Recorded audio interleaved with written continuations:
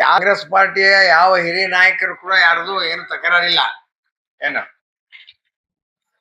ಆದ್ರೆ ಒಬ್ಬರು JDS ನಿಂದ ಗುಳೇದಗುಡ್ಡದಿಂದ ಬಂದಂತವ್ರು ಒಬ್ರು, ಇಲ್ಲಿಂದ ನಮ್ಮಲ್ಲಿಂದ ಹೋದಂತವ್ರು ಒಬ್ರು, ಇಬ್ಬರ ಕಾಂಗ್ರೆಸ್ ನಲ್ಲಿ ಲೀಡರ್ ಆಗ್ಬಿಟ್ರ.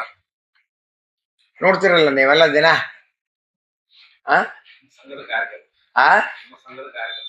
ಅಲ್ಲ, ನಾವ್ ಅದನ್ನ ಹೇಳುದಿಲ್ಲ, ಇಲ್ಲಿಂದ ಹೋದವ್ರು ಅಂತ, ನಮ್ಮಲ್ಲೇ ತಯಾರಾಗಿ ಹೋದವ್ರು ಅಂತ ಅಷ್ಟೇ ಹೇಳ್ತೀನಿ. ಇವರ ಇಬ್ರ ಅವಾಗ ಒಂದು ಮತದ ಹಕ್ಕು ಸಿಕ್ಕಿರ್ತತಿ. ಆ ಸೆಕ್ಟರ್ದು ಎಲ್ಲ ಹೇಳುದು ಅವನ. ಇವತ್ತು ಒಂದೇನ ಹೇಳಣ ಏನು, ಏರ್ ಸ್ಟ್ರಿಪ್ ಎಲ್ಲೆಲ್ಲ ಮೂರು ಜಾಗ ಸೆಲೆಕ್ಟ್ ಮಾಡಿ ಕಳಿಸಿದ್ವಿ ನಾವು ಏರ್ ಸ್ಕ್ರಿಪ್ಟ್ಗೆ. 3 ರಿಜೆಕ್ಟ್ ಮಾಡಿ ಹೋದ್ರು ಅವ್ರು. ಯಾರು? ಏರ್ಪೋರ್ಟ್ ಅಥಾರಿಟಿ ಆಫ್ ಇಂಡಿಯಾದವರು. ಇಲ್ಲಿ ಕಾಂಗ್ರೆಸ್ ಲೀಡರ್ ಅಂದ್ರೆ ಅವರೇ ಇಬ್ರ, ಬೇರೆ ಯಾರು ಇಲ್ಲ.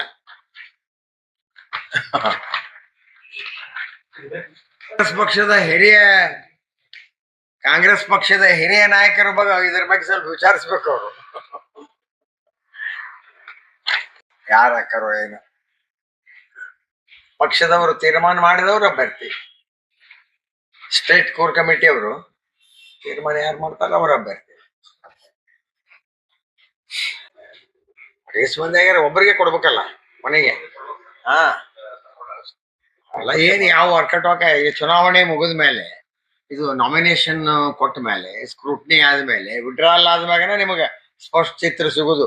ಅಲ್ಲಿವರೆಗೂ ಈ ಗೊಂದಲ ನಿಮ್ಗೆ ಇದ್ದ ಇರ್ತತಿ.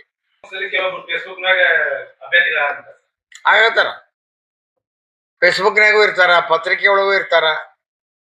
ಅಭ್ಯರ್ಥಿಗಳಿಗೆ ಏನು ಕೊರತೆ ಇರಂಗಿಲ್ಲ ಯಾವಾಗಿಯೂ. ಹೌದಲ್ಲ?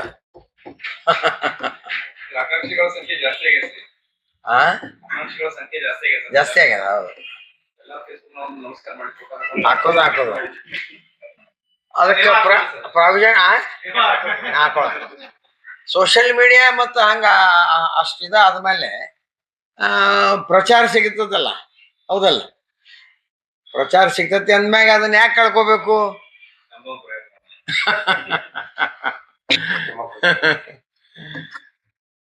ಆಮೇಲೆ ಬಂದಿದ್ರಲ್ಲ ಮೊನ್ನೆ ಮೀಟಿಂಗ್, ಜಿಲ್ಲಾಧ್ಯಕ್ಷರು ಮೀಟಿಂಗ್ ತಗೊಂಡ್ರು.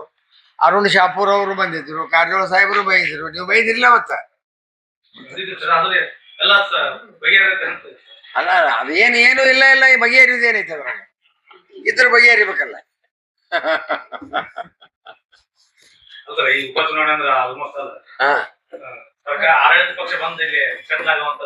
ವಿರೋಧ ಪಕ್ಷದವರು ಬರ್ತಾರೆ. ನಮ್ಮಲ್ಲಿ ಲೀಡರ್ ಕಡಿಮೆ ಇದಾರ, ಕೇಂದ್ರದಾಗ 2 ಮಂದಿ ಇದಾರಲ್ಲ, ಏಕ ಮಂದಿ ಇದಾರ.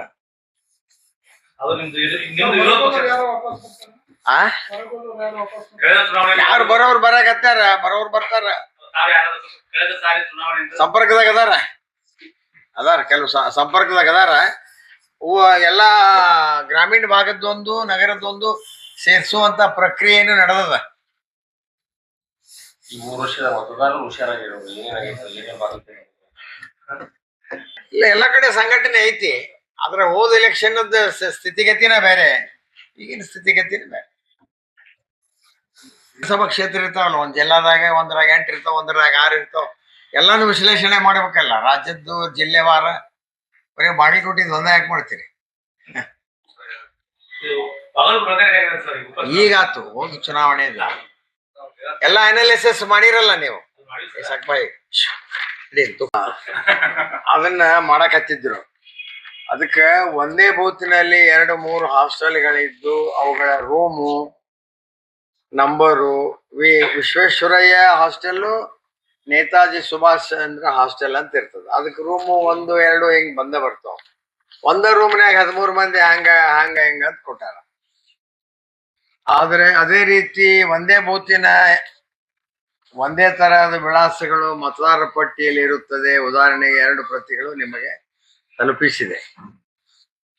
ಜಿಲ್ಲಾಧಿಕಾರಿಗಳು ಹಾಗೂ ಚುನಾವಣಾಧಿಕಾರಿಗಳ ಆದೇಶದಂತೆ ಸರ್ಕಾರದ ಮತಗಟ್ಟೆ ಅಧಿಕಾರಿ BLO ಅವರ ಬೂತಿನಲ್ಲಿ ಬರುವಂತ ವಸತಿ ನಿಲಯಗಳಿಗೆ ಭೇಟಿ ನೀಡಿ ಖುದ್ದಾಗಿ ಪರಿಶೀಲಿಸಿ ಹಾಸ್ಟೆಲ್ ರಿಜಿಸ್ಟರ್ ಅನ್ನು ಕೂಡ ಪರಿಶೀಲಿಸಿ ಫೀಲ್ಡ್ ವೆರಿಫಿಕೇಶನ್ ಮುಗಿಸಿದ್ದಾರೆ. ಈ ವಿಷಯವಾಗಿ ಜಿಲ್ಲಾಧಿಕಾರಿ ಹಾಗೂ ಚುನಾವಣಾಧಿಕಾರಿಗಳು ಮತ್ತು ಸಹಾಯಕ ಚುನಾವಣಾಧಿಕಾರಿ ಸರ್ಕಾರಿ BLOಗಳಿಗೆ ಧನ್ಯವಾದಗಳನ್ನು ಹೇಳ್ತೀನಿ. ನಾನು ಭಾರತ ಚುನಾವಣಾ ಆಯೋಗದ ನಿಯಮದ ಪ್ರಕಾರ ಬೇರೆ ಬೇರೆ ಜಿಲ್ಲೆ ರಾಜ್ಯ ಕಡೆಯಿಂದ ವಿದ್ಯಾಭ್ಯಾಸಕ್ಕೆ ಬಂದು ಹಾಸ್ಟೆಲ್ನಲ್ಲಿ ವಾಸ ಮಾಡುವಂಥವ್ರು ಸೇರಿಸಬಹುದು. UGC ಒಂದು ಸರ್ಕ್ಯುಲರ್ ಪ್ರಕಾರ ರಾಜೀವ್ ಗಾಂಧಿ ಯೂನಿವರ್ಸಿಟಿ ಸರ್ಕ್ಯುಲರು ಅವರಿಗೆ ಫಾರ್ಮ್ ನಂಬರ್ 6 ಗೈಡ್ಲೈನ್ಸ್ ಪ್ರಕಾರ 7C ಅದರ ಪ್ರತಿ ತಲುಪೈತಿ. ಈಗಾಗಲೇ ಚುನಾವಣಾ ಆಯೋಗದ ಮಾರ್ಗದರ್ಶನದ ಪ್ರಕಾರ ಫಾರ್ಮ್ 6ರ ಸುತ್ತೋಲೆಯ ಪ್ರಕಾರ 7ರಲ್ಲಿ C ಕಾಲಮದ ಪ್ರಕಾರ ಮತದಾರರ ದಾಖಲಾತಿಗೆ ಅರ್ಹರಾಗಿರುವ ವಿದ್ಯಾರ್ಥಿಗಳು ತಮ್ಮ ಪೋಷಕರ ಸ್ಥಳದಲ್ಲಿ ಅಥವಾ ಅವರು ಸಾಮಾನ್ಯವಾಗಿ ವಾಸಿಸುವ ಹಾಸ್ಟೆಲ್ ಮೆಸ್ನಲ್ಲಿ ದಾಖಲಾಗಬಹುದು. ಈಗಾಗಲೇ ನಿಮಗೆ ಇದರ ವಿವರಗಳನ್ನು ನೀಡಲಾಗಿದೆ.